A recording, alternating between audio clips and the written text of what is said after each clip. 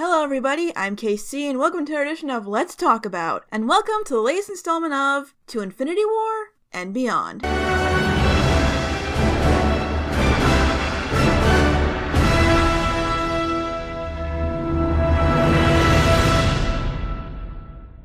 As the Marvel Cinematic Universe expands, it's time to look back at the first major superhero, 5 movies in, Captain America, the first Avenger. First movie with a tagline. Anyway, during World War II, Steve Rogers, played by Chris Evans, is a scrawny kid from Brooklyn who wants nothing more than to serve his country, and he gets his chance when he becomes the subject of an experiment to create a super soldier serum. Through different circumstances, Steve turns out to be the only super soldier, dons the guise of Captain America, and fights alongside his fellow soldiers to take on an enemy with greater power than they could have imagined. I'd sort of heard of Captain America before, but never really knew his backstory and never really cared about him. Once I did hear it though, and saw what this movie was about, I was all in. I grew up with a lot of movies set around World War II. My parents are big fans of that stuff. So on aesthetic alone, this movie had my attention. I love the idea of a superhero story taking place during such a bleak time in history. And a lot of what I love about this movie comes down to the details. I love how spot on the costume and makeup design is. I love how the movie is color corrected to have sort of a sepia tone to it, but not in an oversaturating way. I love calling back to the Stark Expo mentioned in Iron Man 2 and seeing Howard Stark MCing.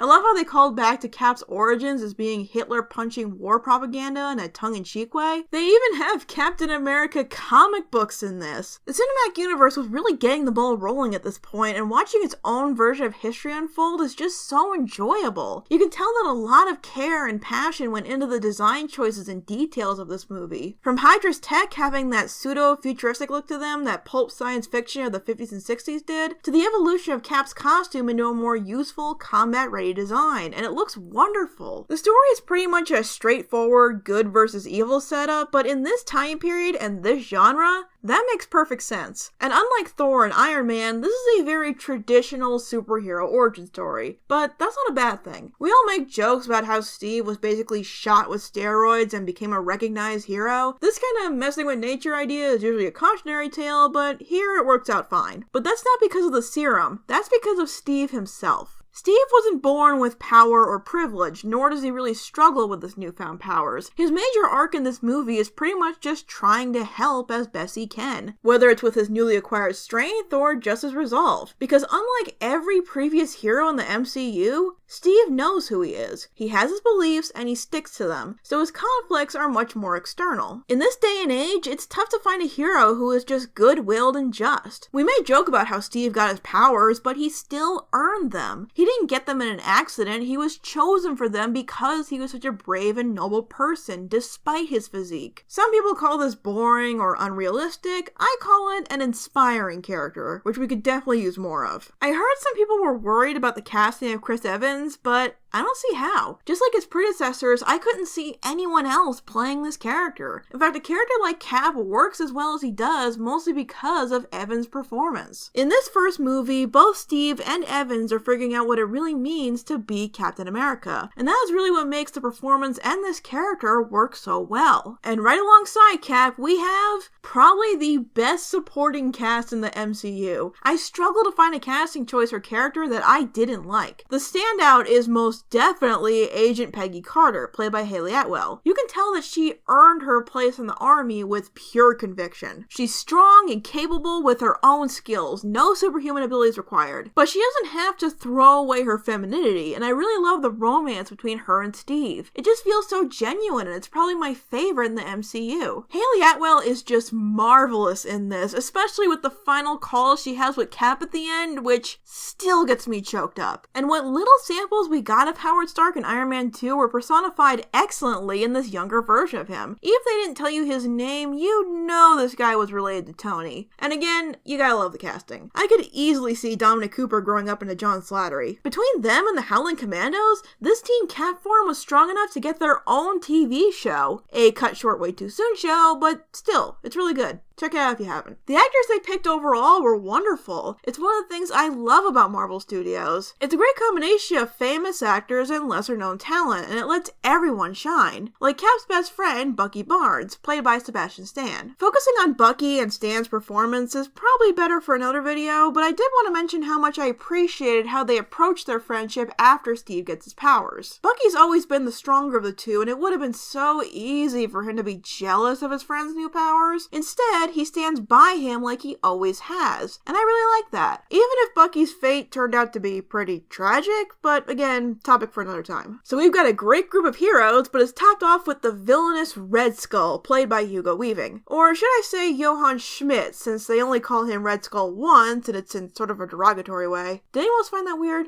Anyway, Skull is the perfect, traditional, pure evil villain. This guy has no redeeming qualities, no tragic, sympathetic backstory, just someone who gained a lot of power and went completely off the rails. Some people might say this is cliche, but I've also seen people get tired of the redeemable or twist villains we've seen so much of lately. I personally like those kinds of villains, but I'm all for diversifying. Sometimes you just need someone truly despicable, someone for the good guy's virtues to stand in the face of, someone that even the Nazis called crazy. If that doesn't make him a contender for most evil Marvel villain, I don't know what will. Hugo Weaving was the perfect choice to play this unhinged mad villain, and I've really got to give props to the makeup on him. It looks like the design just leaped off the pages of the comic and is being brought to life almost flawlessly. The effects overall continue to be very impressive. The war scenes are hardly Saving Private Ryan, but if they're going to drop a superhero story in the middle of World War II and give the villains high-tech weapons powered by a magic space cube, from the scenic work to the sound effects, it's incredibly polished. And special shout out to the effects on scrawny Chris Evans because, wow, that is convincing. So, those are the positives. What about the negatives? Let's see, there's, wow, this is hard.